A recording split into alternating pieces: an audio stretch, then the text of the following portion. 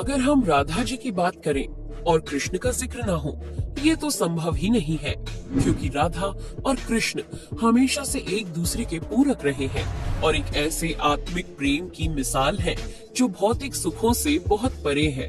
यूं तो राधा कृष्ण का प्रेम अनादिकाल से चला आ रहा है, पर द्वापर युग में जब भगवान नारायण ने कृष्ण रूपी अवतार लिया तो संसार को प्रेम का सही अर्थ समझाने के लिए कृष्ण की ही अंश राधा ने यमुना के निकट रावल ग्राम में वृषभान और कीर्ति के यहाँ राधा रूप में जन्म लिया और जन्म के साथ ही राधा और कृष्ण की प्रेम कहानी शुरू हो जाती है। मगर दोस्तों, ऐसी क्या घटनाएं और स्थिति बन जाती है कि राधा को कृष्ण के विरह का सामना करना पड़ता है और कृष्ण क्यों अपनी प्रिय बांसुरी को तोड़ देते हैं? इन सब सवालों के जवाब हम इस वीडियो में जानेंगे। दोस्तों, कहा जाता है कि राधा जन्म से अंधी थी और स्वर्ग लोक से ये वचन लेकर ही पृथ्वी लोक आई थी कि जब श्री कृष्ण की प्रथम दृष्टि उन पर पड़ेगी तभी वो संपूर्ण जगत को देखेंगी, अन्यथा नहीं। तो देखा आपने कैसे शुरुआत से ही दोनों एक दूसरे से जुड़े रहे हैं। बचपन से ही कृष्ण अपनी लीलाओं और बांसुरी की मधुर धुन से पूरे बरसाना वासियों का मन मोहित करते रहते हैं और राधा और कृष्ण तो 8 साल की उम्र से ही अपने प्रेम का आनंद लेने लगे थे। श्री कृष्ण को अपने जीवन में राधा और बांसुरी दो ही सबसे प्रिय थे, जो आपस में एक दूसरे से गहराई से जुड़े थे। जब भी श्री कृष्ण बांसुरी बजाते, राधा उनके पास दौड़ी चली आती और घंटों बांसुरी की धुन में मग्न रहती, जो उनके प्रेम को और बढ़ाता गया। वो यमुना नदी के तट पर बैठकर घंटों समय व्यतीत करते थे, पर उनका ये सुखद समय कुछ ही वर्षों का था, क्योंकि जैसे कृष्ण के मामा कंस को उनके वृंदावन में होने का पता चला, उसने तुरंत ही कृष्ण को मथुरा में युद्ध का निमंत्रण दे दिया, जिसके लिए कृष्ण को अपनी यशोदा माँ और पूरे गांव के साथ राधा को भी छोड़कर जाना था। कृष्ण और राधा दोनों को पहले से पता था कि कृष्ण अब वृंदावन वापस कभी नहीं आ पाएंगे और बहुत समय तक एक दूसरे से मिल भी नहीं पाएंगे। तो इसलिए मथुरा जाने से पहले राधा ने कृष्ण से 2 वचन लिए। पहला वचन था कि राधा के हृदय में हमेशा केवल कान्हा का वास रहेगा और दूसरे वचन के अनुसार मृत्यु से पहले उन्हें कान्हा के दर्शन होंगे। परंतु इन वचनों को देने के बाद श्री कृष्ण को पता था कि राधा उनके विरह में बहुत विलाप करेंगी, तो राधा हमेशा खुश रहे। इसके लिए श्री कृष्ण ने भी राधा से वचन लिया कि राधा को कृष्ण की याद में अब एक भी अश्रु नहीं बहाना होगा। ये वचन लेने के बाद श्री कृष्ण मथुरा की ओर बढ़ जाते हैं और राधा वृंदावन में ही रह जाती है, जिसके बाद से राधा का वर्णन बहुत कम ही मिलता है। इसके बाद कृष्ण ने मथुरा जाकर कंस का वध किया और अपने माता पिता देवकी वासुदेव को मुक्त कराया और फिर उन्होंने मथुरा से आगे बढ़कर प्रजा की रक्षा के लिए द्वारका नगरी की स्थापना की, जिसके बाद से उन्हें द्वारकाधीश कहा गया। कृष्ण द्वारका में रुक्मिणी और सत्यभामा से भी विवाह करते हैं। साथ ही इनके अलावा भी कृष्ण की 16,108 रानियां थी, जिनमें से रुक्मिणी कृष्ण की सबसे प्रिय पत्नी थी। उन्होंने केवल कृष्ण की छवि को देखकर ही उन्हें अपने मन में बसा लिया था और कृष्ण से विवाह के लिए वो अपने भाई रुक्मी के विरुद्ध भी चली गई थी। प्रेम पत्र के माध्यम से कृष्ण को बुलाकर और कृष्ण के साथ भाग गई थी। फिर उन्होंने कृष्ण के साथ द्वारका नगरी में सुखपूर्वक अपना जीवन व्यतीत किया और कृष्ण भी अपने दैवीय कार्यों में लीन हो गए। दोस्तों, आजकल तो हम भौतिक विवाह को ही सच्चे प्रेम का माध्यम मानते हैं, पर राधा और कृष्ण तो एक ऐसी मिसाल है जिन्होंने तो कभी विवाह ही नहीं किया, केवल अपने मन और हृदय से एक दूसरे को प्रेम किया और उसी सच्चे प्रेम से एक दूसरे से हमेशा बंधे रहे।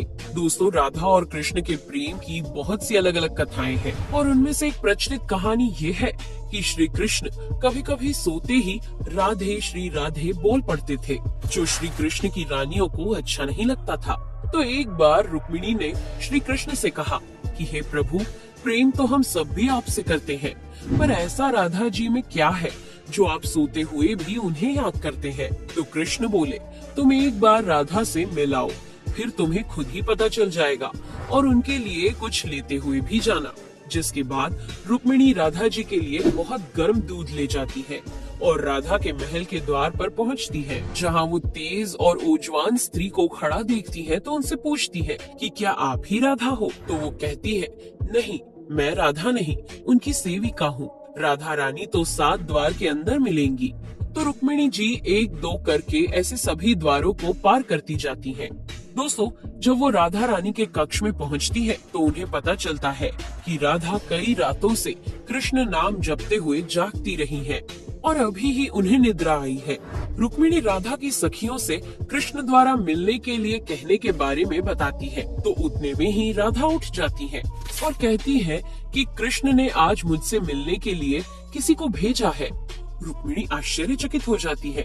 केवल कृष्ण जी का नाम लेने से राधा जागृत हो गई और उन्हीं के बारे में पूछने लगी। इतना ही नहीं, जब राधा को पता चला कि कृष्ण ने उनके लिए प्रसाद भेजा है तो वो बिना कुछ सोचे रुक्मिणी से वो गर्म दूध लेके पी जाती है, जिसे देखकर रुक्मिणी हैरान रह जाती है। फिर वो राधा जी से बातें कर वापस आ जाती है। ये सब हो जाने के बाद जब रात्रि के समय रुक्मिणी श्री कृष्ण के पैर दबाती है तो देखती है कि उनके पैरों में छाले पड़े हुए हैं, जिसे देखकर वो हैरान रह जाती है और पूछती है कि प्रभु, आप कहाँ पैदल गए थे जो आपके पैरों में छाले पड़ गए? तो श्री कृष्ण बोले, आपने गलती से राधा जी को गर्म दूध पिलाया था, जो राधा एक ही बार में पी गई थी, जिससे उनके हृदय में छाले पड़ गए हैं और उनके हृदय में हमेशा मेरे चरण कमल विराजमान रहते हैं, जिससे मेरे पैरों में भी छाले पड़ गए। तब फिर रुक्मिणी को राधा और कृष्ण के प्रेम की पराकाष्ठा का पता चलता है कि प्रेम शरीर से नहीं, आत्मा से होता है, जो हमेशा राधा के हृदय में कृष्ण के चरण कमल के रूप में विराजमान रहता है। एक कथा में आता है कि ब्रह्मा जी ने पृथ्वी लोक आकर वृंदावन में पहले राधा और कृष्ण का विवाह करवाया था, पर इसके बारे में ज्यादा जानकारी नहीं है। राधा भी वृंदावन में कृष्ण की भक्ति के साथ अपना जीवन व्यतीत करने लगती है और कहा जाता है कि यादव पुत्र अभिमन्यु या आयन से उनका विवाह भी हो जाता है, पर अभिमन्यु को महर्षि दधीचि का श्राप था कि अगर वो राधा को छुएगा तो भस्म हो जाएगा। इस प्रकार राधा विवाह के पश्चात भी कृष्ण के प्रेम से स्वतंत्रता पूर्वक जुड़ी रहती है। बहुत वर्षों बाद जब राधा अपना वैवाहिक जीवन बहुत अच्छे से निभा लेती है, वो समस्त जिम्मेदारियों से मुक्त हो जाती है, तो फिर वो कृष्ण के पास द्वारका आती है। द्वारका पहुंचने के पश्चात राधा और कृष्ण आपस में मौन रहते हुए मन की अभिव्यक्तियों से घंटों एक दूसरे से बातें करते रहे। कृष्ण के अलावा द्वारका में राधा को कोई पहचान भी नहीं पाया। फिर राधा कृष्ण के महल में निवास करने लगी और कृष्ण ने भी उन्हें महल में देविका के रूप में नियुक्त किया, जिससे राधा महल में काम करने के साथ साथ समय मिलने पर कृष्ण की भक्ति और उनसे प्रेम पूर्वक बातें कर सकती थी। परंतु कृष्ण तो अब अपने राजपाट व अन्य कार्यों में व्यस्त रहते थे। दूसरी ओर राधा अपने पुराने कृष्ण को ही याद करती थी, तो कृष्ण का पुराने दिनों जैसा साथ ना पाकर राधा का मन और अधिक व्याकुल रहने लगा और उन्हें डर सताने लगा कि कृष्ण की जो मनोहर छवि उनके हृदय में है वो कहीं धूमिल ना हो जाए। इसी डर से राधा ने चुपचाप तरीके से राजभवन और द्वारका नगरी भी छोड़ दी, जिसके बाद ऐसे ही कुछ समय और बिताने के बाद जब राधा का अंतिम समय पास आने लगा तब उन्होंने कृष्ण का स्मरण कर उन्हें अपने वचन की याद दिलाई। राधा के स्मरण करते ही कृष्ण वहाँ दौड़े दौड़े चले आए, परंतु राधा की अत्यंत दयनीय स्थिति देखकर वे अत्यधिक भावुक हो गए और उन्होंने राधा से अंतिम समय में कुछ मांगने को कहा, जिस पर राधा ने उनके सामने एक ही इच्छा प्रकट की थी कि वो अपने जीवन के अंतिम क्षणों में कृष्ण का वही रूप देखना चाहती है जैसा वो वृंदावन में देखा करती थी। वो उन्हें वही बांसुरी की मीठी धुन बजाते हुए सुनना चाहती है। दोस्तों, राधा का बस इतना कहना था कि कृष्ण ने अपनी बांसुरी उठाई और वही मीठी धुन बजाने लगे और बांसुरी बजाते हुए कृष्ण और उनकी धुन सुनती राधा दोनों की ही आंखों से प्रेम के आंसुओं की धारा बह रही थी। इतना ही नहीं, बांसुरी की मीठी धुन सुनते सुनते ही माता राधा ने